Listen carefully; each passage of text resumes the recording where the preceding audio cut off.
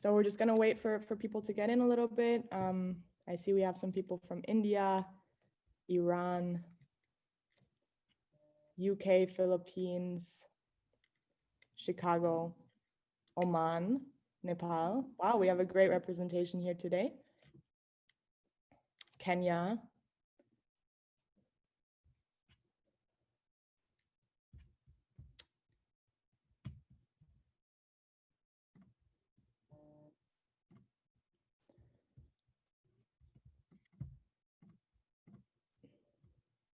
Okay, I'll just wait a few more moments for everyone to join.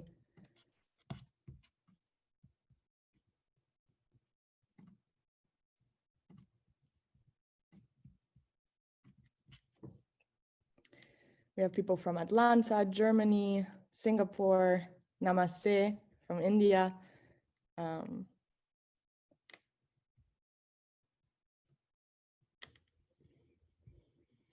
Hope everyone's having a good day wherever you are. It's morning pretty much here today, but I'm sure it's evening somewhere, afternoon somewhere else. We have people from Pakistan.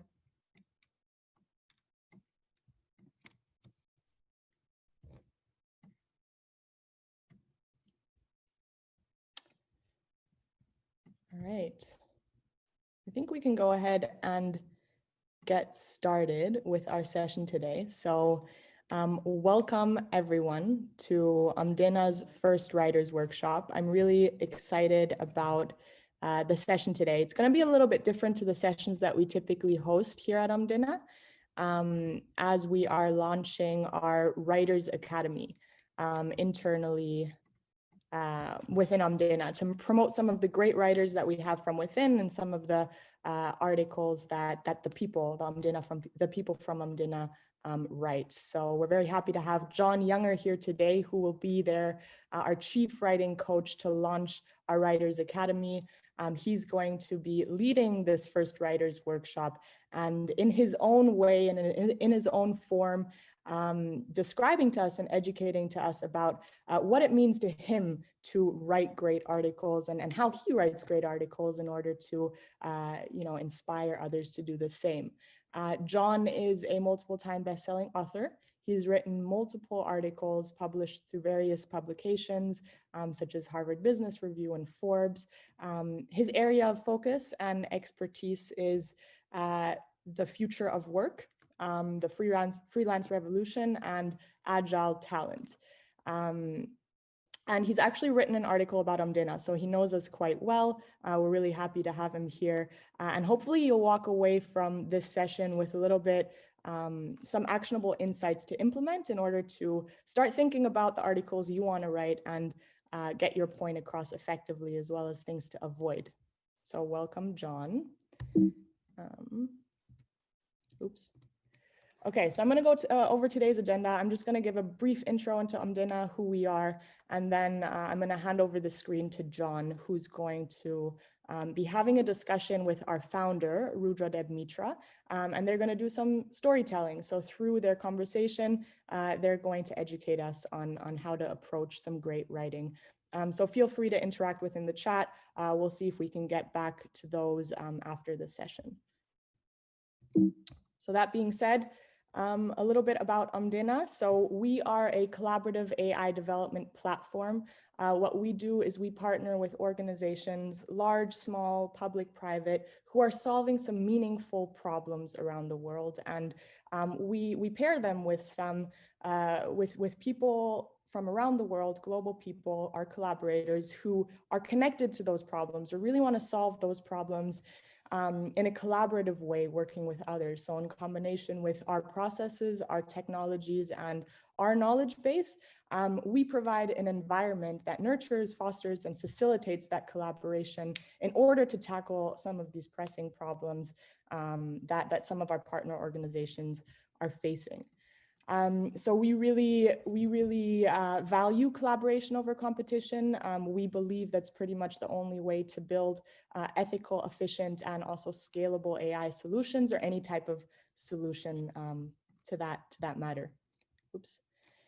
So that being said, we have over 1,700 collaborators who have worked with us through over the past 1.5 years, we have pretty global representation, meaning, as you can imagine, there's a wide range of talent within our community and within our collaborators. And one of those areas of talents is writing as well. So what we've seen in our collaborators is that they like to express themselves through writing.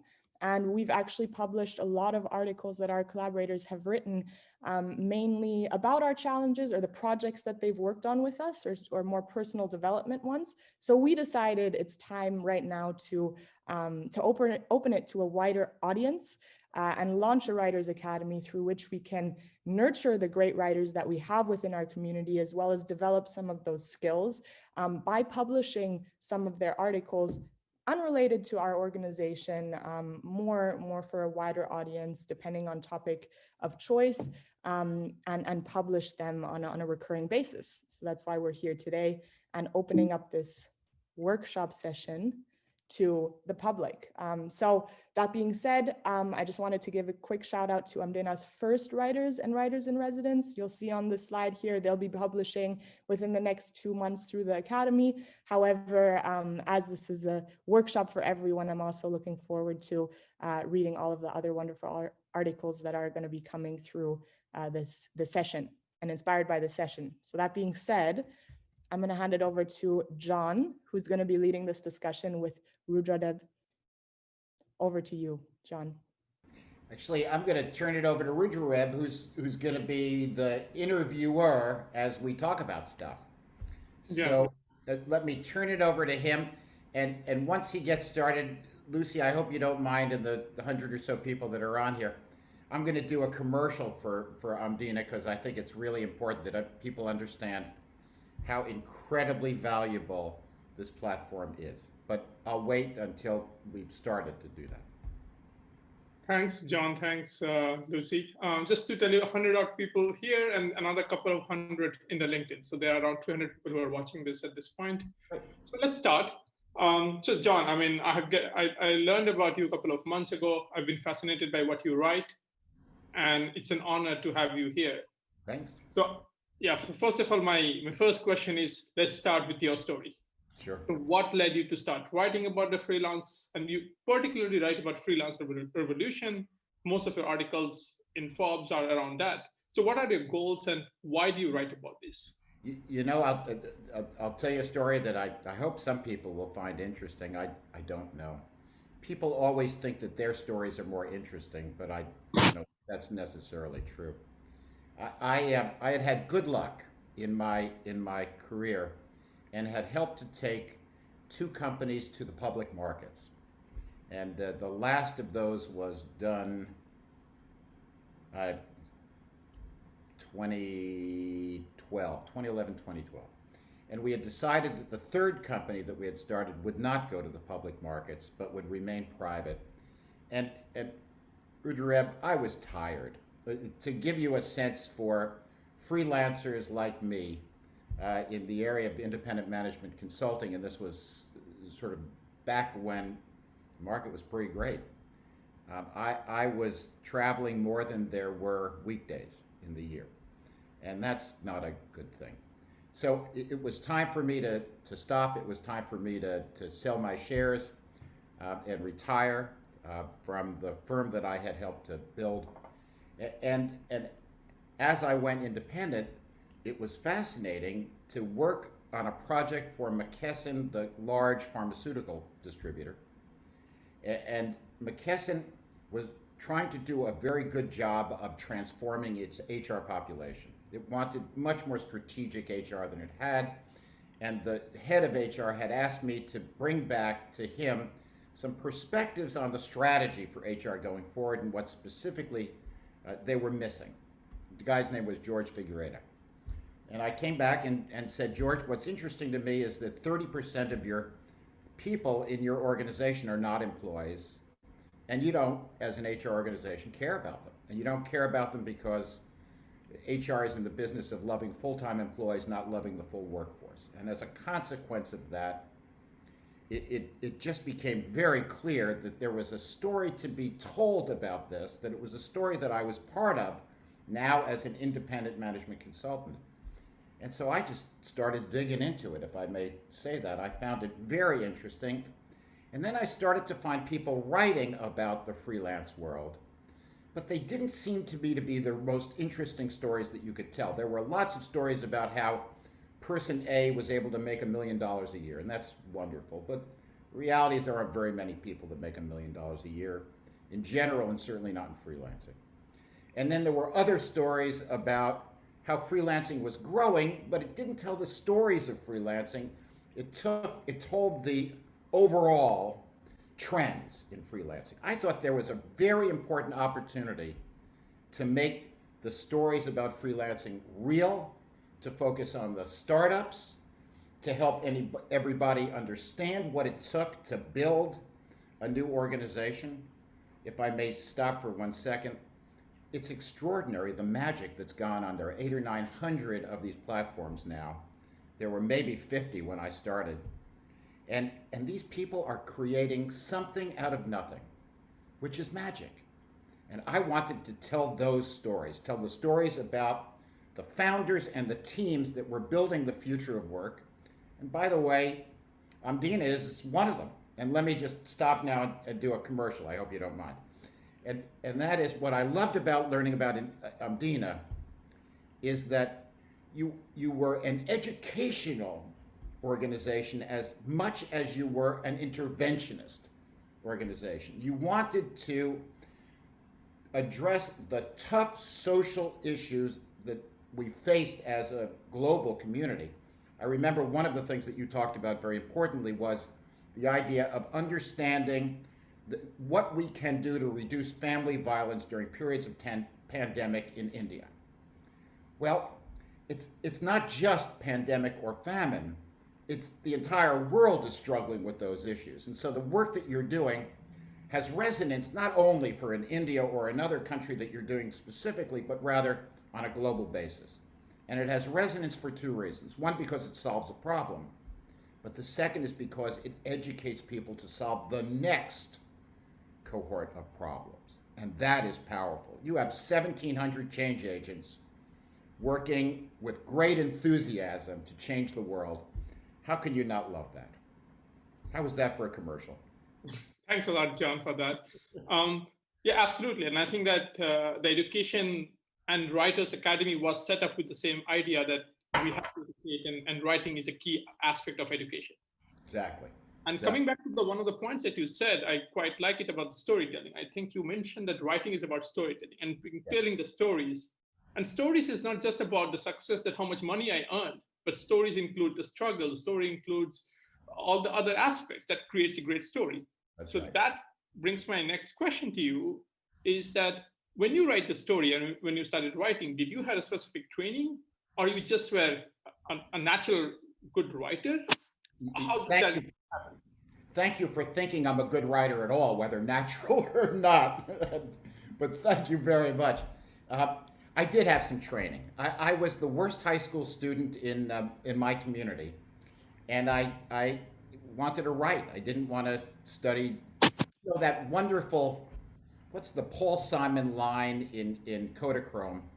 If I look back at all the crap I learned in high school, it's a wonder I can think at all.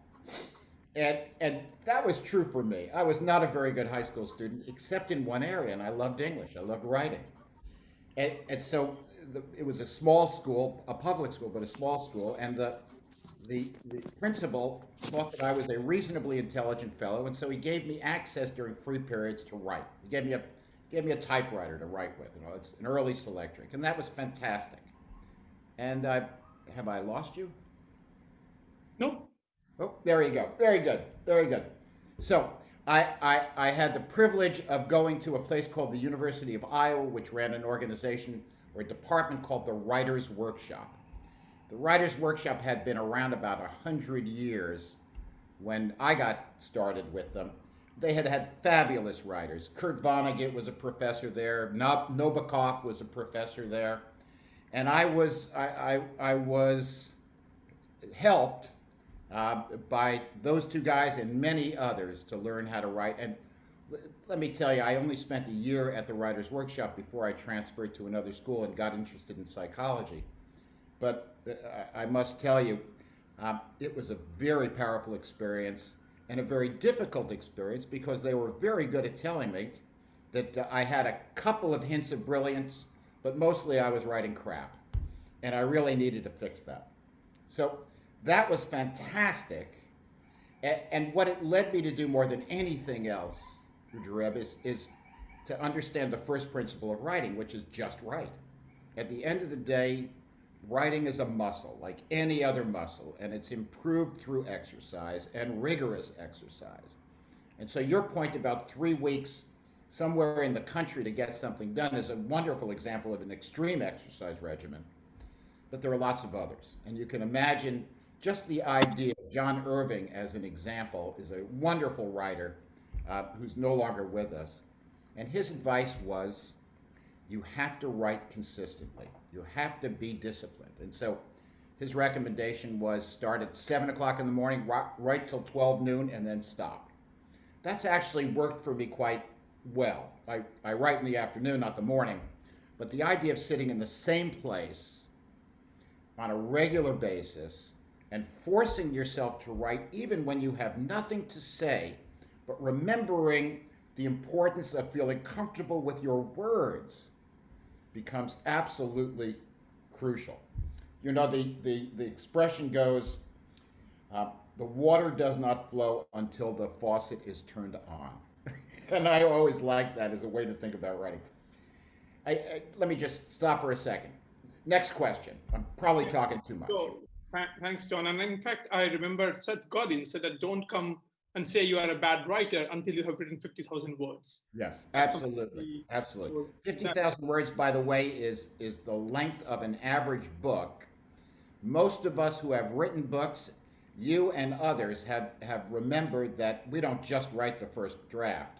There's usually 2 or 3 drafts involved. So by the time a book is published of 50,000 words, there's a pretty good chance that you have met and discarded 100,000 words in your quest. Absolutely. So for the audience who are in Zoom, feel free to write your questions if you have in the chat. And for those who are in LinkedIn Live, please also post your questions there. I'm sure Lucy will point them out somewhere here.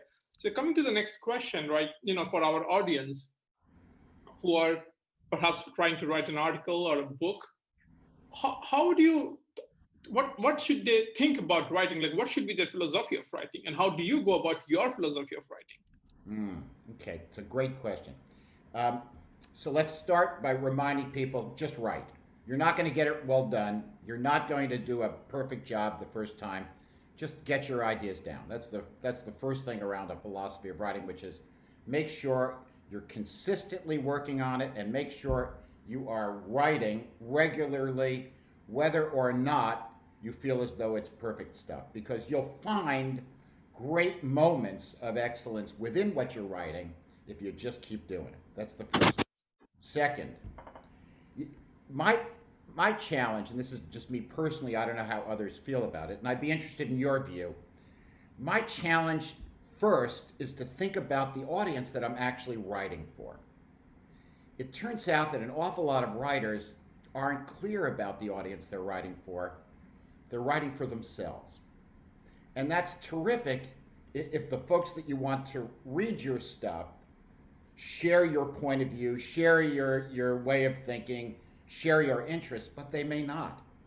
And so the first thing that you've got to do, in my opinion, is you've got to understand who are you writing for before you even start figuring out what you're going to say. Who are you writing for, and how many different sub-audiences are you writing for? Let me give you an example. When I write an article for Forbes, sometimes those articles are focused on individual freelancers. For example, the article that you guys have pulled out, It's Tough Out There, New Tools to Handle the Stress and Uncertainty of Pandemic Times. That's something that's written very specifically for the new or recent freelancer who's just thinking about it, the new or recent freelancer that may be side gigging, the new or recent freelancer that's lost a job and is trying to find another full-time job, but just how do you deal with that stress? That's the first. The second audience that I was thinking about in terms of that that article was the clients of these individuals. How do we create an environment that's more collaborative, that's more cooperative, that's more compassionate than our typical way of thinking about on demand and then let me negotiate the price after you're done. The third audience that I was writing for, were the platform managers or the platform owners. One of the things that you do very well, and I think Lucy and others who work with you regularly do very well, is that you're thinking about the people on the platform, not just thinking about the work that needs to be done by the platform. And I was trying to do the same thing, but in a sense saying to you and others, be compassionate, be kind, be understanding of the challenges that many of your freelancers are facing. What we know, Ruta Reb, is that less than 30 or 40%, even in the best platforms, less than 30 or 40% of people are actually getting work.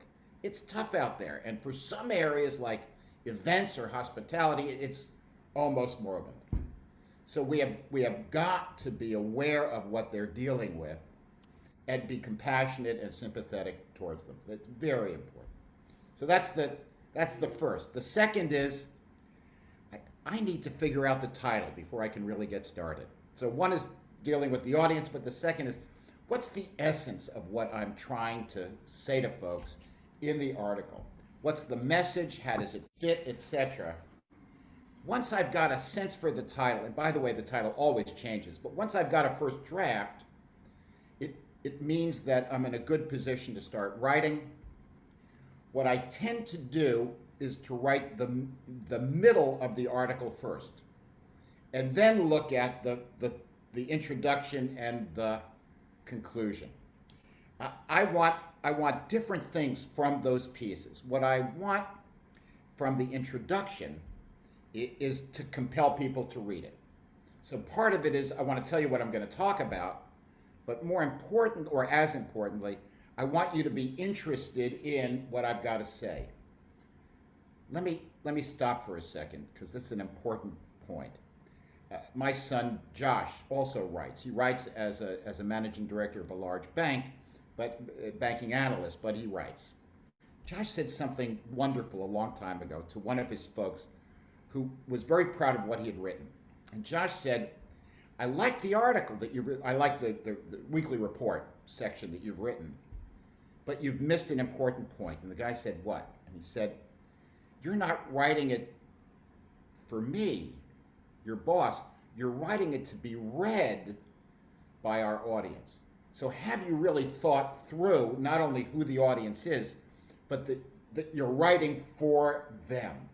You're trying to put it in words and concepts and images that they can readily adapt to, readily get excited about. The middle is the stuff that we've done. What have we done? How have we done it, et cetera, who are we doing it with? What's the outcome that we've achieved? And then the conclusion is that old saw. First tell them what you're going to tell them, then tell them what you told them. And at the end, the conclusion is, let me remind you of the most critical points that I've made so that when you walk away from the story, you'll remember at least these three things. Now you may know the answer to this, but let's play with it for a second. What percentage of an article that people find interesting will they remember in 90 days? What's your guess? Is it less than 1%? About 10%, exactly. At best, about 10%. So what's the purpose of the conclusion? To get them to remember the 10%. Really, really important. Last principle in my philosophy, for what it's worth, and I guess it's less philosophy and more mechanics in some respects. I told you earlier about that, or maybe I told Lucy. There's a wonderful novella by a man named Norman Thomas called A River Runs Through It. And it's the story of a Protestant minister in Wyoming or Montana with two young sons and some drama that goes on around that. And one of the things that the dad does as a minister is he homeschools his kids. And so he teaches them to write. Kid brings it in. The father looks at it and says, that's good. Now, half as long. The challenge for all of us is to be less loquacious and to whatever you've just written, what can you get rid of in order to preserve the essence of the story and maintain the interest of the reader and avoid the problem of going off in tangents that really won't help. So those are the basic kinds of ideas. You got to know your audience.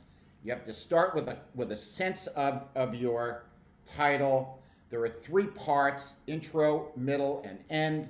The purpose of the intro is to capture a reader. The purpose of the middle is to inform the reader. The purpose of the end is to re-inform the reader about the most important things that you want them to remember. And then half as long, and you're pretty good. Awesome. Thanks a lot for that. Actually, very useful tips. There are quite some questions. I will take a couple of them from the. Sure. So I think there's one question from LinkedIn is on. There are a few of them. Let me just read one of them. The roadmap for beginner to pursue, and I think that the framework that already John answered. There is one question which I quite liked also is from Ira. Yeah. How to overcome the fear of writing and putting my work out there? And that also has the same question of Tarun is how do you reach the audience? So first of all, how do you get over the fear of writing? Did you have the fear of writing? And how do you connect with your audience? Remember that all writers believe that everything that they write is shit. Sorry for the language, but I think it's important. I'm terrified whenever I finish something. So I have purchased insurance. The insurance is the love and intelligence of my darling wife of 48 years. And Carolyn reads everything, and she does not hold back. If she likes something, she likes it. If she thinks that something is not very good, she says it in a nice way, but I know what she's saying. So the first way to reduce the fear of writing is to just write. You know, the problem of walking away after you've written 2 sentences, I don't know how to do that, blah, blah, blah. That's crazy. Just write, even if it's nonsense, even if you're not sure, even if you're just writing down telephone numbers, keep writing. Second thing is show it to somebody you trust. Always, before you're worried about it being published and you're being humiliated or embarrassed in front of 1 million people, gee whiz, the first thing to do is find somebody or more than one person that you trust that you can share it with. Before I publish, I send my stuff to people I trust, outside of my wife, who I trust the most of anyone, to make sure that they think it's well. And they'll sometimes give me great feedback. Sometimes they'll be too nice to me. And when they're too nice to me, my response is, don't be nice to me. Tell me how good this really is. So that's the way that I do it. The best way to avoid the fear of writing is to keep writing, because when you keep writing, you will get better. And the better you get, the less you'll be afraid. Yeah, thanks again. And that answers some of the questions, for example, from Sugda, that how do you get the writing sample checked? Find someone whom you trust, get that checked. And that brings to the next question, which I wanted to ask, like you said, that give feedback and an honest feedback. So one of the things that you asked me before this session was to pick up 2 of your articles, one the good one and one not so good. Yep. And I pointed out 2 of those articles. I will post both of the articles here. So, and I shared my thoughts, and I would love to hear from your point of view that what you think about those 2 articles, and how do you, do you agree with that? And if you do, why do you think that the difference between those 2 articles? Fair. I want to say one thing as we go through this. Vedant Shukla asked the question, how do you write a perfect ending? The answer is, I don't know. I've never had a perfect ending, but I look forward to having one sometime in the next 10 to 15 years. But I don't know. Here's what I would, I want to say one thing. I don't know how many people here are from the Middle East, but I want to do a shout out to the author of a book called The Map of Salt and Stars. If you guys ever have a chance to grab that book, it's a story about the challenges of living in modern day Syria. But it is brilliant, written by an extraordinary author who I've never met, I don't know, but I am immensely jealous. And if you will just read the first paragraph of that, I was trying to find one because I've given away all my copies. Whenever I buy one, I give it away to somebody because it's such a wonderful book. But if you find The Map of Salt and Stars, and I'm sure you could buy it used on Amazon for those of you in the States and outside, hope you can find it easily. Just amazing, and it will give you an idea of what the first paragraph of something could sound like. I can't get there, but I can appreciate when others get there. You asked me about the positive and the negative. So the positive one you thought was freelancers, it's tough out there, new tools to handle the stress and uncertainty of pandemic times. So let me tell you why I wrote that one, and then we'll go to the next one, and we'll see if that helps folks. I wrote that one for exactly the reasons I mentioned earlier. I mean, that freelancers are struggling, they need practical tools, they have tremendous uncertainty, and I wanted to give people a couple of things that would help. One, that I gave them a survey to test themselves within the article, to ask the question, how are you doing? What's the impact of uncertainty for you? Second, based on that, I said, here's some things that you can do, and went through some very specific things. So I was worried about a particular audience. I wanted to give them a way of thinking about their situation that might be helpful, and I wanted to give them tools to address some of the challenges that they were facing. That was my purpose. If I think about the other article, this one, and I was writing notes this morning about this stuff. Let me start by being absolutely honest. I wanted clicks.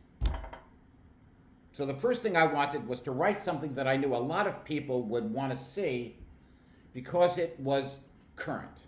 So the H-1B visa issue is a very current issue for a lot of folks internationally. I mean, take a look at the impact of it in terms of India, where we're really looking at almost 500,000 people that may be cut out of this population, which is insane.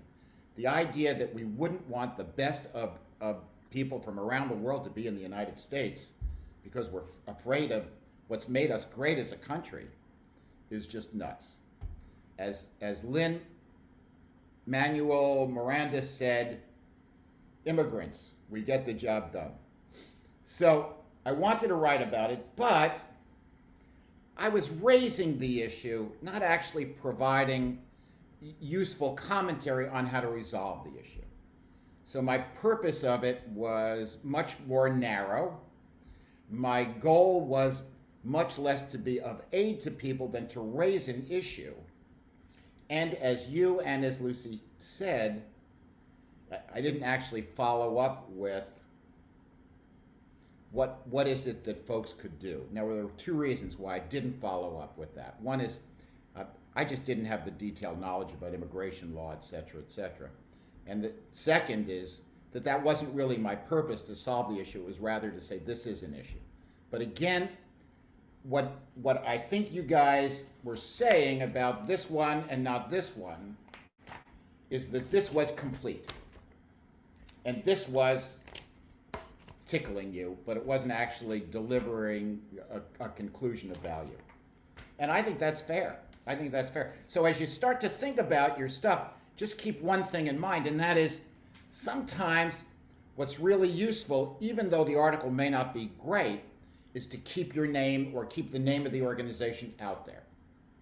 You know, there's room for Amdina to write articles that raise issues but may not solve the issues. And if you're willing to do that, then you've got to think long and hard about the audience, about the purpose, about the conclusion, et cetera, more than I did. But there is certainly value in writing some things because you know that it will provide the publicity or the recognition that will create other opportunity for you later on. And that was the logic behind that one. I get that too. And that kind of follows a question from Osama, where he asking how to choose a captivating title and what would be that recommendation for you on that? Oh man, so hard. Now who asked for that again? What was the name of the individual? It's Osama. That's how Osama, it is so hard for me to get those titles. I struggle with it, and I seek help with it. And what I want from a title is something that is compelling without being ridiculous. I don't want to create controversy. I want to get people to see something that they want to dig into, and so it's a struggle. And I find it something I have to get a lot of feedback and support for it. So I'll ask my wife about it. I'll ask other people, what do you think is the best title for this? Very often, as a result of setting the title, I realize I have to rewrite the article because I'm not really telling the story of the title. And the title is what's important to me. And so it's a useful thing because in a sense, the purpose of a title is to encompass the entirety of article in just a few words. And if you look at the title and you've gotten the title right, and then you look at the article and it's not encompassed, something's got to go. Absolutely. So, I mean, I see there are quite a lot of questions also with respect to the basically structure and how to make it captivating. John, so I'll recommend you guys to go and look at the recording, which will be shown later on. We don't have a lot of time, but I would love to get your thoughts. And you did share with me the Pixar. Isn't it wonderful? Yes, it's absolutely. And I would love to hear from you more about, how that influences your writing. And yeah, that was kind of a surprising reference for me, but I enjoyed that part. So I would love if you can, I don't know if you have it in the screen. If not, we can share that also. Oh, no, I'll actually go through some stuff because I know that people had access to the infographic, and so they can use that for right now. So, first of all, how could you not love Pixar? Lucy and I were talking before the session, and my personal favorite, I think she likes Toy Story. My favorite is The Incredibles. I just find them so much fun. So the thing about the Pixar 22 rules of storytelling is not everything is equally relevant when you're writing this stuff. And so, thank you, Lucy. So I'll tell you the ones that I find helpful, and then I'll tell you what I suggest. I love number 2. You got to keep in mind what's interesting as an audience, not what's fun to do as a writer. That was the earlier point that we made before, which is you got to really know your audience. Don't write for yourself, write for your audience, but give yourself some time to think about that. Second, I love number 3, which is you got to work on theme, but you won't see what the story is actually about until you're at the end of it. Now rewrite. My version of that is really looking at the title I thought I had and then looking at the body of the article and trying to figure out whether I need to revise the story to make sure it fits the title. So it's the same sort of a thing. I love number 5. Simplify, focus, combine. You've gotta be sure about. I wrote a wonderful article. I thought it was a wonderful article on innovation using teams, similar to you guys. And when I wrote it, I had 2,500 words, and the journal offered me 2,500 words, and I was at 4,000. And my first reaction was, I can't cut out anything. And so I gave it to somebody and said, could you do me a favor, take a red pen, cut out what you think you'd cut out. They cut out half. It was a very good experience in terms of me deciding that it was important to love the connection to my audience, not the specific words I was using. I can't fall in love with words. I've got to fall in love with a story and a storyline, and a good storyline is by definition spare and efficient. Number 8, finish your story, let go, even if it's not perfect. In other words, finish the article, even if you hate it, finish it. That's the way that you start to get comfortable with you as a writer. The definition of a writer is somebody that writes. Number 10, pull apart the stories you like. What it is that you like in them is a part of you. You've got to recognize it before you can use it. I find it so helpful to read other people's writing and to read lots of different kinds of writing. The message that I gave on the map of salt and stars, which is about 1,000,000 miles from anything I've ever written, is still fantastic in terms of its ability to give me a sense for the language that I could use. Let me give you two more, and then we'll jump back. Putting it on paper lets you start fixing it. If it stays in your head, you'll never share it with anybody, and you'll never get it done. Do not allow yourself to do that. Remember the earlier rule, finish the story, write it down. And then, last but not least, I'm going to go all the way to, 17.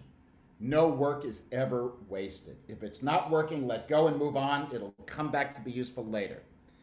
Here's my advice for how to use this stuff. In the writing teams that I know you're starting out today, but more importantly, for people in general, pick the 5 or 6 of these 22 that make sense for you.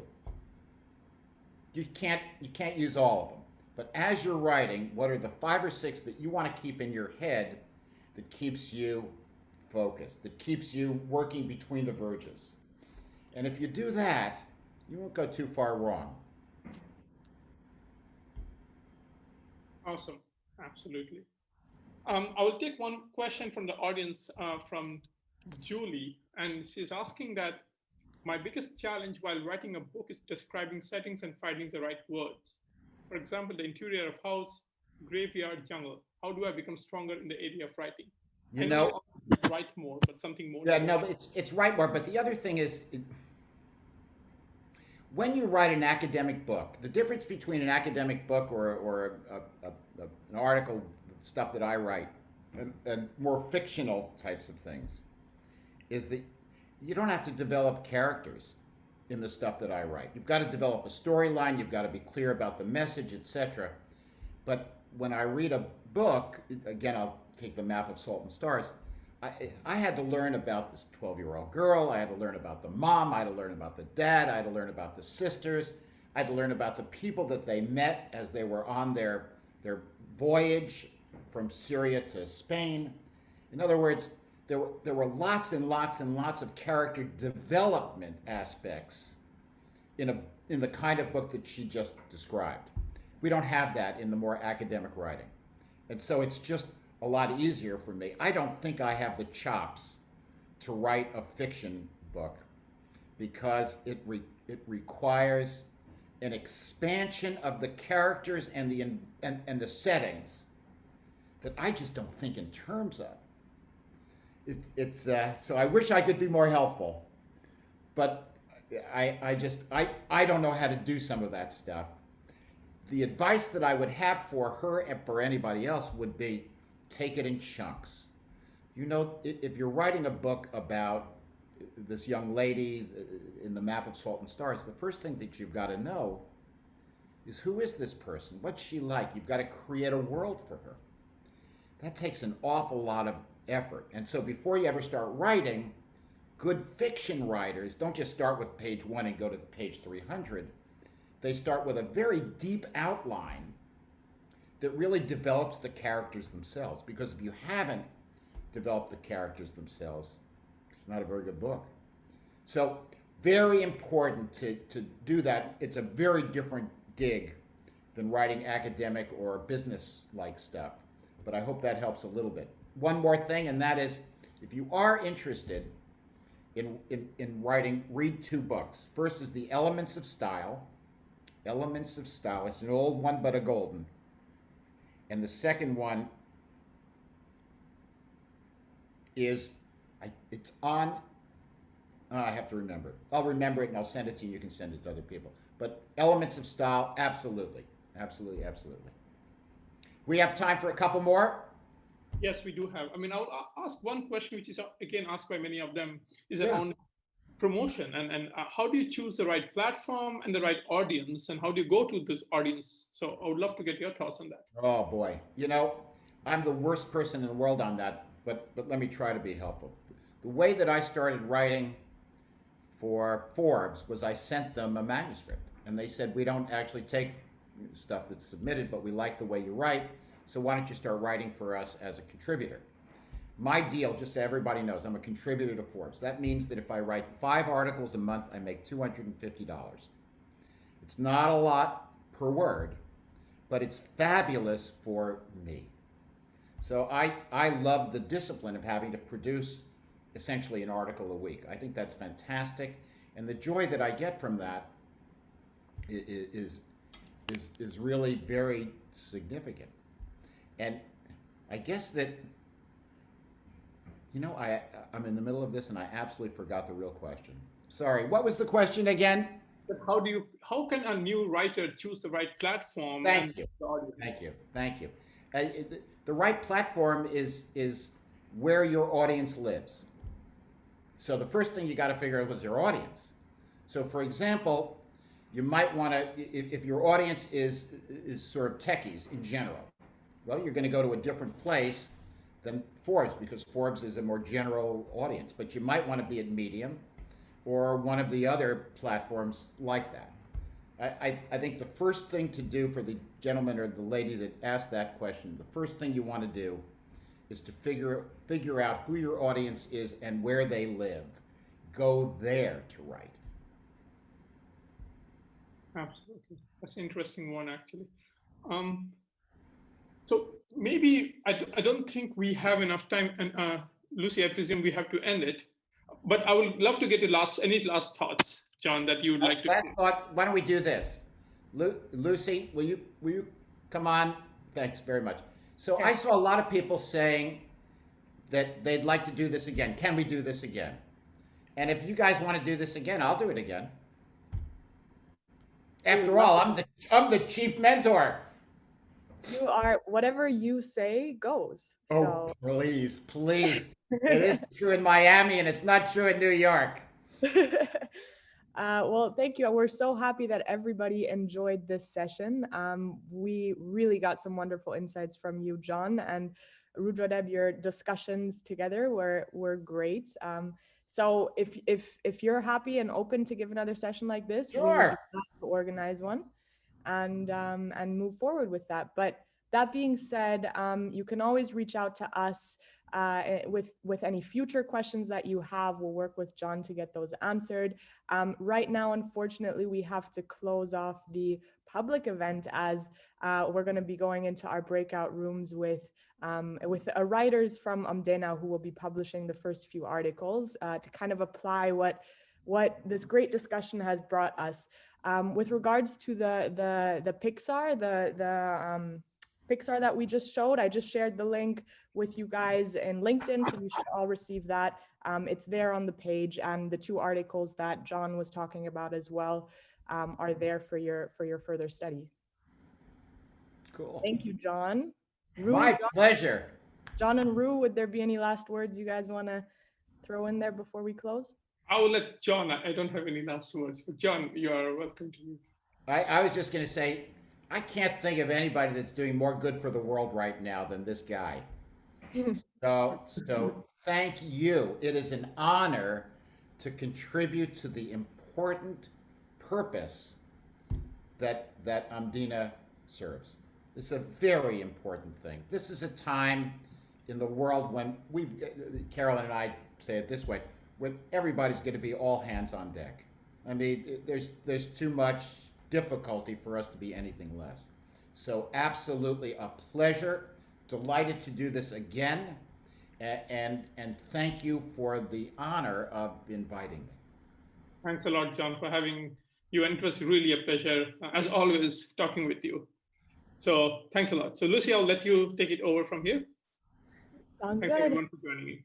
Thanks everyone for